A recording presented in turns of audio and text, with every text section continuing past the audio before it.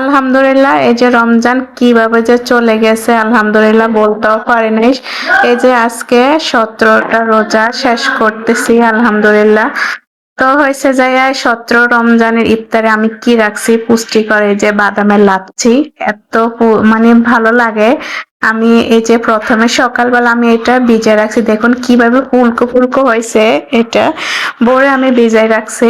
এতো হচ্ছে আমার ব্লেন্ডার নষ্ট, তো আমি পাটায় বেটে আনি।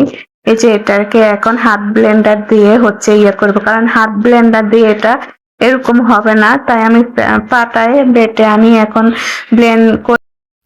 বাদামের এগুলারে পুরো একদম মানে আমি 2 গ্লাস করে পরিমাণ মতো রেখে দিব এগুলারে জাল করতে করতে। তো আমি প্রথমে ভুল করছি, গরম একটু করে ফেলাইছি, তার কারণে আমি হাত দিতে পারি নাই, হাতের ব্লেন্ডার দিয়ে ব্লেন্ড করে নিলাম।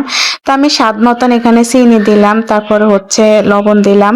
এই যে আমার ফাইনাল হয়ে গেছে, 2 গ্লাস পরিমাণ মতো আমি করে নিলাম। তো এই যে আইসক্রিম দিয়ে হচ্ছে এই যে লাচ্ছিটা আমি বাদামের কাঠবাদাম কাজু বাদাম দিয়ে আমি লাচ্ছিটা বানিয়ে নিলাম। এত মজা হয়েছে আলহামদুলিল্লাহ। আমি যা লাচ্ছি বানাই আমার প্রথমে আমার ছোট বাবাকে খেয়ে তার কাছ থেকে রিভিউ জানিনি। ভাই মজা হয়েছে।